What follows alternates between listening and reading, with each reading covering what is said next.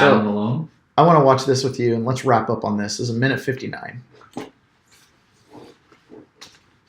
Okay, so this is a city council meeting in Seattle. I believe this was yesterday. So Seattle had that documentary that came out, The City's Dying. It was bad. It made national news. I told you about it Saturday. Yes. It made national news. Homeless people being like, cops are telling us to vote you out so they can do their jobs. Yeah. So this is the city council. I mean, these guys are, the fingers getting pointed at them. That a lot of incumbents been here a long time, and the crisis in Seattle has gone up on their watch. So when I saw that, this is making the round in the news today because this is like, Seattle's a little bit being spotlighted right now as one of the defunct cities. It's obviously in our backyard. We see it. It's not a nice city. It's not a nice city. It was a nice city. It's a beautiful city, but it has the potential to be an incredible city. But you don't want to walk the streets. I'm sorry. I mean, I wrote this on a Facebook post 4 or 5 years ago. I was like, when I first moved to Seattle, almost a decade ago, family would come up and visit. We'd go to Pike Place and we'd go do the Seattle thing. I don't want to take my family there. Period. No. You come to town, you fly in, you've never been to Seattle, we'll go to the Olympics. I don't want to show you Seattle because I'm not proud of it. It's disgusting. There's homeless people everywhere. There's litter everywhere. I know it gets cleaned up because it doesn't accumulate much, at least in the public areas, but it's always there. There's just an aura of dysfunction in the city. Obviously, I know there's some construction issues that make it hard to drive around there, but it's like these city council meetings and stuff that are starting to get posted, you're seeing it. This is why. It's this kind. That guy has paid taxes in the city of Seattle likely his entire life. And the people who and those council members think that they represent homeless people. Yeah. They think that they represent these encampments that they're inviting into the city, and that's their job is to take care of these babies, not the people who've been literally paid for the seats in that building. It's funny because I was watching that documentary and didn't realize it was like a big deal. I was just watching. I was like, really interesting. And then I left. I walked out of the room. Apparently, I was sitting there at the right time in the right place. I should have watched the whole thing. Yeah. So people that live in Seattle and deal with this should be infuriated because they pay out the ass in taxes. Yes. I mean, they're paying a ton of money to live there. And just in the cost of living. I mean, they passed the $15 an hour minimum wage. It's infuriating to me. I was actually thinking about this last night because Andrew Nguyen, the Democratic presidential candidate that wants universal basic income. Yeah.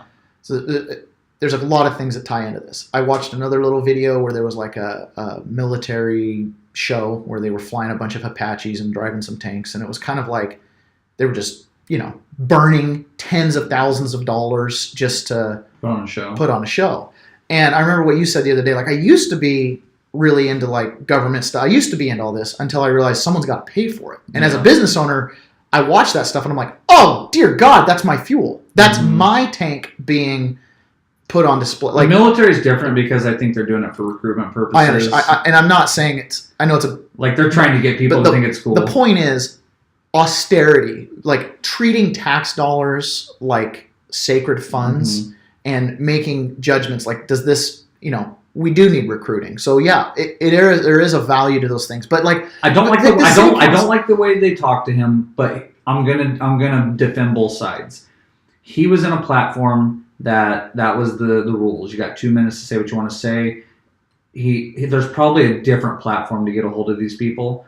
So I don't know, but there has to be. If there's not, then there's not. If there's no other way than that 2 minutes to get a hold of your representatives and change their minds about something, that's fucking disgusting. So this is what happens. If I'm John Q. Public and I want access to my council members, I have to go to a public meeting. Okay, they're legally obliged to do stuff like that. Now, if I want private access, now I have an access problem. Do I pay for it? Do I make a private appointment? Can I get past the gatekeepers? Right, like for him to go sit down with those council members, he's got to get access. Does John Q. Public have access? It sounds like what needs to happen. So that's why pay-to-play schemes and stuff like that. I'm already putting myself in his shoes if I really cared about my community.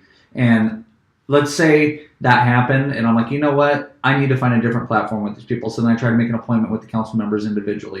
And they're like, oh, sorry, sir, we're 90 days out. Like, okay, I'll take an appointment in 90 days. 90 days rolls around. And they get a 5-minute appointment. Not even that. The gatekeeper pushes you out, or Yeah. you know, they're busy. Oh, something came up, and after a while, I get the picture that they're never going to meet with me, and I'd say, okay, then I'm going to go and form a community. I'm going to get everyone in the community, and we're going to form an alliance, and then we're going to begin to take them down. We're going to go to the news organizations. We're going to go to Twitter. Make a documentary. We're going to go on Instagram. We're going to make a documentary with a freaking handheld video because camera. you didn't listen. And I'm going to band together with as many citizens as I can in that community that are controlled by that council. Yeah. And maybe I get 1,000, maybe I get 200, maybe I've got 5,000 people in this thing.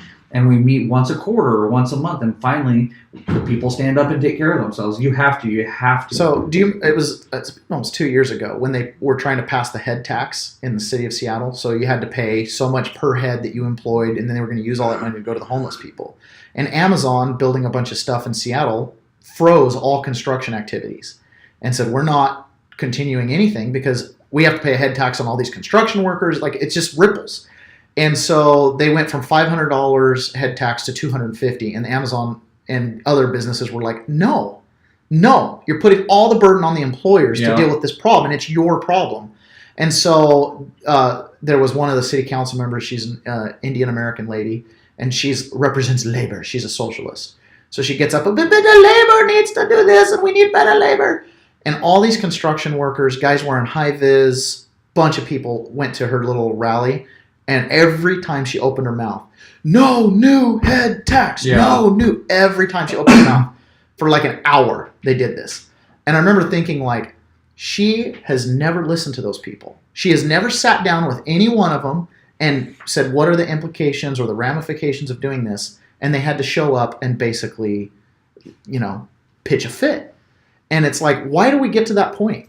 Like, this is why. Yeah. That's why. Because stuff like that happens so much, you finally get someone that says, I'm doing something about it. The only reason I actually care about this video that you showed is because I feel like that's where you can make a difference. When we watch like high-end political videos, I'm like, dude, nothing's going to happen. Hillary Clinton's not going to go to jail. Bill Clinton's still going to get his dick sucked. Like, all this stuff is still going to happen with all these higher-ups I have no control over. But if I lived in Seattle, I could control that. Yeah. I'm not afraid of those people. Yeah. I could control them. I could band the citizens together to do the right thing, kick the homeless out of the city, give them a way to make money, something other than sitting on the street. Yep. Something different. Maybe we come up with a tax, a 1% tax that goes to homeless when they do work. Maybe they clean our streets. Maybe we do something that gives them the ability to earn income. Mm-hmm. You got to create jobs. And then if they don't want to do it, you kick them out. I mean, there's trillion ideas you can do, but it just sounds like I'm 35. I can't afford to live in Seattle, so I don't live there, and I wouldn't live there even if I could. But let's say I did want to, I couldn't afford it. Dude, you can live there for free. I know. The city will literally pay you to live there. No, but hold on. That guy's old. He lives there because he probably the problem is you can live there for free. The city will pay you. They'll give you food. They'll give you medical care. They'll give you a free drug site. You can use all the drugs you want at a free drug site. Let me make my point. The point why this is happening is look at that lady. Look at the guy that was standing up. That's the people in that community. They're fucking old. They don't understand how things work anymore. And they're mad, but they don't know what to do. We know what to do, but we don't live there, so we're not doing anything. Yeah. So that's why Seattle's that way, is because the demographic over there is at an age where they either move, they get out of there, or they can't move and they have to put up with it because they don't know how to stand up for themselves. You're exactly right. That lady, how does she know how to stand up for herself? You're exactly right. Who's going to stand up for her? You're exactly right. The system has broke down to the point to where you get 2 minutes. You have a docile community that those people rule over. Yeah, and they're bringing in, like I was saying, it's free to live in Seattle. You can be homeless in Seattle for free. They'll pay you to be homeless there. Okay. I mean, they will exempt you from a bunch of laws. They'll clean up after you. You can just go park your RV on the street, and they'll send crews to clean up after you. You can get free medical care. You've got food banks all over the place. You get 3 squares a day. Like, you can live pretty good, a lot. You can use all the drugs you want at a free injection site. Like, you can live in Seattle for free. Now, if you want to live in a house, it's going to cost you through the roof. Yeah. Right? Like, and you're going to have to pay for the people that aren't paying their property. The people that contribute nothing, no property taxes, very little sales taxes. They really don't buy that much stuff. I could get involved in local level government when it's that bad. Yeah. But so we need to wrap up this. We're going to talk again tomorrow. This has been Anchor in the Buoy. That's your opinion. All right.